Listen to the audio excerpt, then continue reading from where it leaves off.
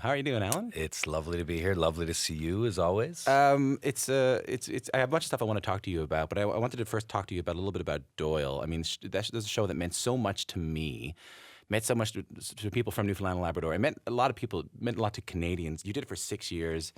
Just take me back to walking away from that. How are you feeling? Well, by the time we got to the sixth season, season 5 had like 16 episodes, and it almost knocked me unconscious because of the workflow of 16 episodes. And by the time we got to the sixth, I called Sally Caddo here at CBC, and I was like, I don't know, what do you think? I feel like we've kind of squeezed all of the life out of this story, and these people for now. And she agreed. We just kind of decided, maybe let's make this our last one. And I didn't want to be the guy that couldn't get on your show because we were on the air for 19 seasons, and it was just like an eye roll. I've never done anything that long in my career.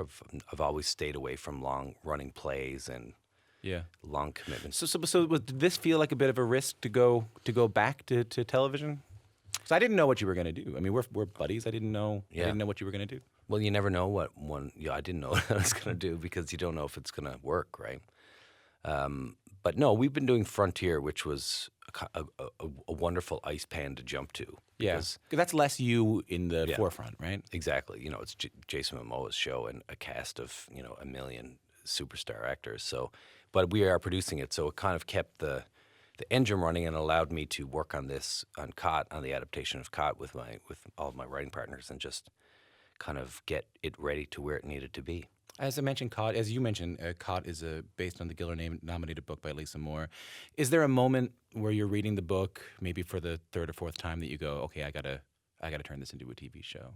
First time, very first. You knew immediately when you read it? Yeah, because the reason why I was introduced to it, I'd missed the launch of Lisa's book for some reason because of Doyle, probably just the schedule, and I kind of missed the intro to it. And E1, Tekka Crosby at E1, who's our distribution company, gave it to me and said, should be your next thing. Mm-hmm. And I read it that day, and immediately, the minute I read it, I could hear the music. I could see the way I wanted to shift it if Lisa would be on board with that. And luckily she was. I called her right away, and she was on board. What was it that really caught your attention? I mean, the interesting thing about the show, and I think a lot of people, when they think about Newfoundland, I think they think about a lot of really good stuff about us. They think about, largely thanks to you and your sort of generation of Newfoundlanders that kind of eliminated the Newfie stuff and all, and you talked a lot about that. But there's a part of Cot, both your show and Lisa Moore's book, this is a part of Newfoundland history that I don't think we necessarily talk about. And when I was growing up, there were all these beautiful, legendary stories about drug busts and songs about weed busts and coke busts off the coast of Newfoundland. And these people were always, let's be honest, sort of feted as heroes. Absolutely. These Newfoundlanders, right? Yeah. Like, what was it about that lore that made you want to explore it? The first time I heard tell of it, because I grew up in the Goulds, which felt like a different, it is county of Newfoundland. It is. Just felt separate. Yeah. So I missed the early days of that. But growing up in the Goulds, a lot of the guys that I looked up to were all kind of tied into this world, this drug world. And when I got to Toronto, actually, and I met some guys, the guys who owned the pub down on College Street, David Latham. The Brass Taps. The Brass Taps, and sort of meeting all those guys, and they were all a part of that scene. Mm-hmm. And first hearing the stories, and I was like, man, that is and Brian O'Day did his book and all that kind of stuff. I was like, that's a really interesting story. And then when I read that book, I was like, oh, this is an interesting take on all that, because it's not real. Mm-hmm. It's a fake story. But Gar Sexton, who's one of my transport drivers on Doyle and Frontier and everything, he lived so much of that story. Like, he was around? He was on the boat, off the coast with a drugged out doctor and a missus and bales of weed, and he bailed and got out of it, got caught, went to jail, broke out of jail. Did you talk to him about this? I called him immediately and hired him as a consultant and said, okay, I want part of your story to be a part of this adaptation and bring something to it, a different level of authenticity. Like, it almost could be this story is inspired by true events as an opening. I think, and I was watching it and Googling at the same time, going, like, what was that guy's name again? And again, I think part of your mission, not that you have a mission, but if I was to imply a mission onto you, it would be that you like to tell the stories of Newfoundlanders that perhaps are untold, or show the side of Newfoundland that's largely untold. Don't we, I think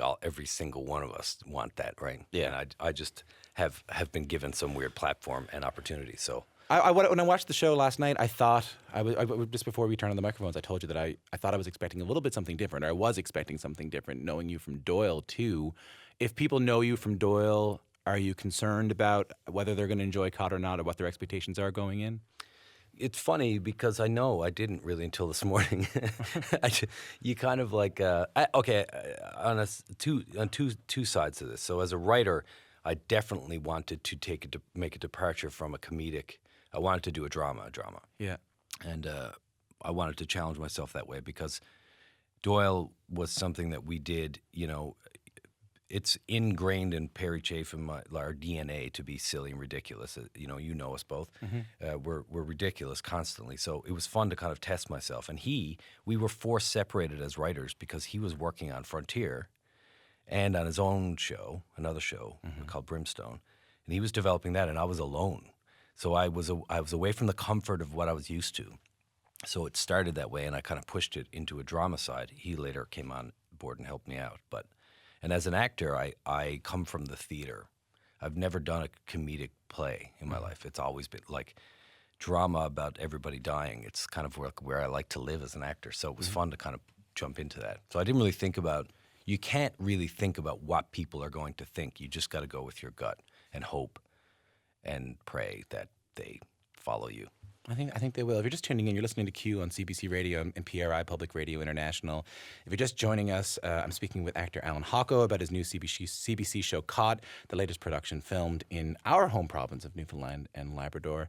Allan, I'm going to ask you this even though you've been asked it a million times, but I feel like I want to know something else about it. What keeps you home? What keeps you living and working in Newfoundland? I just feel like I'm the luckiest person alive because I have everything I want in my life. Like my passion career-wise is what I'm doing, which is not something everybody gets to do. I'm sure you feel the same way. It's a dream come true to be able to do my job, just to work. Yeah. That's all we want to do as actors. We just want to be doing the work that we think is important. So I have that, and I'm producing and writing things that satisfy me. I'm not saying there aren't challenges constantly. And I'm doing it in my house. I drive 10 minutes to the studio in my house of St. John's, Newfoundland. And I don't know. I just I didn't want to live anywhere else. But most people, when they make something, they only have to make something, and that's kind of all they need to worry about. In some ways, your show, whether it's Doyle or now this show, and even the industry, I'm not going to talk too much about that, but sure. The sort of industry that you've built is well known, that you've sort of created something. I'm not being facetious. Like, it was sort of a movement that people who were working in the film industry were able to live back in Newfoundland. People were able to move home in Newfoundland. You were able to have a career in Newfoundland. That's not just making something. Is that a responsibility that you have to carry? Yeah, it does affect your nerves when you stop something like Doyle. And luckily there are... What do you mean? Well, because you've got people who started with you on Republic of Doyle pilot in 2008 or whatever. Yeah. And they are now married with 2 children and a house. And that money has come from your work. Yeah, they've been working on our show for 6 years, and you look at them and you're like, oh, right, he just bought another rental property, and she's got a new car, and they have a baby. That does weigh, but you can't make decisions based on that. And luckily, we're not the only producers in town. There are people like Pope and Mary Sexton. Of course, they're making things and when we stop, it allows them to kind of rise up and do their thing, like Maudie or the Furies movie or whatever. So it is a group effort, and we all kind of work together on each other's projects too. But there is a pressure there for that, but you can't let it influence what you want to do as an artist, I don't think. And when you first moved home and started working on Doyle, I felt like it came at a real boom time for the province. Oil prices were high, housing prices were high. I know there was a real confidence that was, at least, I know we always feel quite confident in our province, but there was a confidence you were seeing across the country for what Newfoundland was. Now it feels like things are really different. The economy is obviously in harder shape. there's all kinds of articles that we're all reading and we're all looking at about Newfoundland going bankrupt and about that people should just leave. Does it feel different making a show in Newfoundland now than it did back then? I think that aside, because that is a force that needs to be reckoned with at some point, and I don't know how much of it is people's perception of what's happening or what's really coming down the pike for us as Newfoundlanders. It feels different for us because Doyle was new. We were the first drama ever, long-form drama, to be shot in the province. And at the time, that seemed like an impossibility. And now we have Jason Momoa, doing Aquaman in Petty Harbor, and like it's become different. Like we have a full-fledged industry now, so it is different, and we're used to it. And we're shooting shows that are not about Newfoundland. Doyle was like all of us that take the shot. It was a love song to the province, our vision of. And we used to play a drinking game, which was when we would watch Republic of Doyle. If you saw someone you knew or someone you went to high school with in the show, you'd have a drink. Yeah, and that that was a part of the charm of the show. But Frontier is set in Montreal and James Bay, and Cot is set in Mexico and Colombia and New Brunswick and Montreal. So we're just making material now that's shot there, but not necessarily set there. So it's kind of we've kind of done that, the love song. I feel like I've sang all I can sing about that. I'm just trying to make the best work. But it is a different time. I think we can agree on that. Like it's a different time than, I feel like Republic of Doyle sort of coincided or was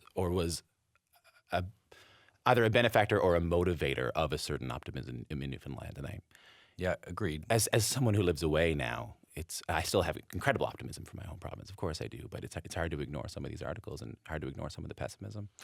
It's hard. Yeah, it's the topic that's kind of looming over all of us constantly. I just try to. You also can't listen to all of it because it'll drive you crazy. It's the same thing about what's happening south of the border. You just would go insane if you only listen to that. So we're doing our part.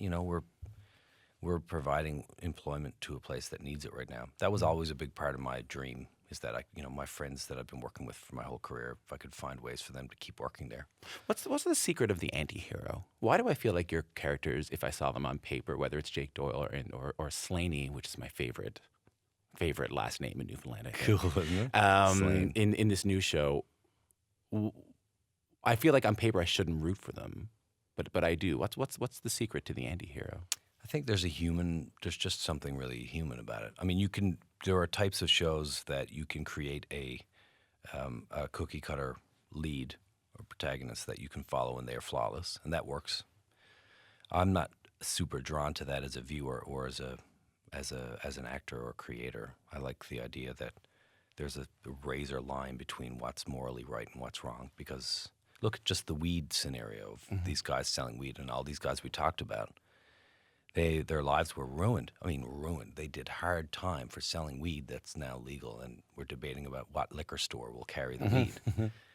And that line about breaking the law and being on either side of it, it doesn't mean that you're a bad person if you've done something, quote unquote, wrong. And I love that. I love what that does to a person and what that does to you as a viewer and where it puts you, because you are torn about what side you're supposed to be on. Well, you're creating empathy, aren't you? Like, I felt like you're creating empathy when you watch this show for these people who you could necessarily see as criminals, but you start to understand the motivations behind them. That's cool, because I don't know if that would have been my ambition, but I certainly, it's a desired result, I guess, for any character. Even if you're Hearn, I think there's Hearn, I should say, is his buddy. Yeah. Sorry. Yeah, I'm so in it. I forget that. Brian Hearn is his best friend who, does a lot of things that are not nice. And the line is clear. But there are you try as a writer, and I'm sure Eric Johnson, who plays him as an actor.